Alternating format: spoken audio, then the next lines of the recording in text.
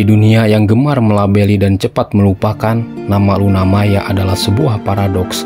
Ia bukan sekedar artis, bukan pula selebritas. Ia adalah fragmen manusia yang dihancurkan oleh opini, lalu membangun kembali dirinya dari reruntuhan stigma.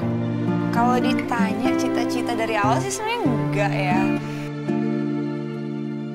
Luna lahir dari rahim campuran, Bali dan Austria. Ia seperti metafora dari persilangan timur dan barat, lembut dan kuat, indah dan rapuh. Tapi justru dari ketidakterikatan itulah ia tumbuh menjadi simbol, bukan simbol ketenaran, tapi simbol keteguhan. Ia masuk dunia hiburan sejak remaja, wajahnya muncul di sampul majalah, iklan sabun, layar sinetron, hingga panggung film. Dipuja karena cinta, dicinta karena pesona, dipoles oleh kamera dan kata-kata. Tapi di balik itu, Luna bukan hanya visual, ia adalah narasi yang kompleks. Ia tahu bahwa menjadi cantik adalah berkah yang mudah berubah menjadi beban.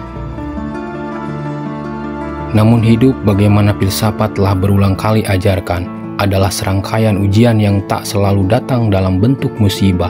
Kadang ia datang sebagai gosip, sebagai rekaman, sebagai gelombang tsunami opini publik yang siap menenggelamkan siapapun yang berdiri terlalu tegak di pantai popularitas.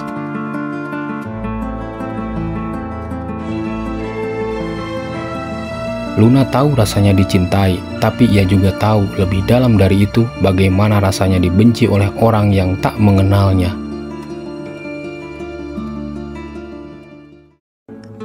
Ia terjatuh bukan karena salah, tapi karena dunia memilih untuk percaya pada apa yang ingin mereka percaya. Dalam tragedi itu, nama baik berubah menjadi umpan, privasi menjadi barang dagangan, dan Luna yang dulu bersinar tanpa celah, dipaksa belajar menjadi manusia di bawah bayang-bayang tudingan. Tapi inilah yang membedakan Luna dari banyak manusia lainnya. Ia tidak menjadikan luka sebagai identitas. Ia tidak menjual trauma sebagai narasi. Ia memilih diam, bukan karena kalah, tapi karena ia tahu keheningan kadang lebih keras dari ribuan pembelaan. Dalam diamnya, ia membangun ulang dirinya, perlahan, tanpa gegap gempita.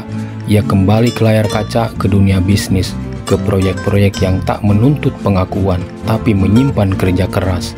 Ia tidak memohon maaf kepada publik, karena ia tahu ia tidak bersalah.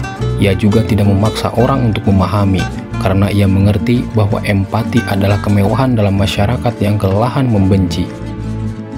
Luna Maya adalah simbol perempuan yang ditarik dari puncak, dijatuhkan ke dasar, lalu memilih untuk mendaki kembali, bukan untuk balas dendam, tapi untuk berdiri dengan kepala tegak, bukan di mata orang lain, tapi di hadapan dirinya sendiri.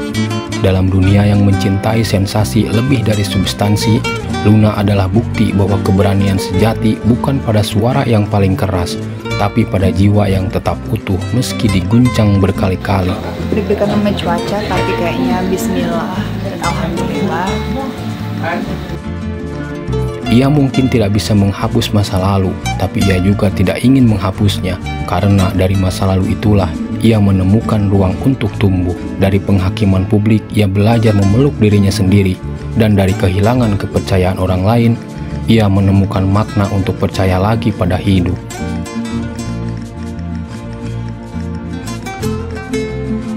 Luna Maya bukanlah cerita tentang kemenangan, ia adalah cerita tentang bertahan, tentang bagaimana seorang perempuan melampaui peran yang ditempelkan padanya dan memilih menulis ulang definisinya sendiri. You saw me, everything you prove was. Hari ini ketika kamera kembali menyorotnya, ia tak lagi jadi objek, ia adalah subjek. Ia bukan tokoh yang harus disukai, ia adalah manusia yang harus dihormati. Karena di balik senyumnya yang tenang, kita tak melihat seorang artis, kita melihat seorang jiwa yang pernah runtuh, tapi memilih untuk tidak tinggal dalam reruntuhan itu. 3, 2, 1. Saya terima nikah dan kawinnya Luna Maya Sugeng binti almarhum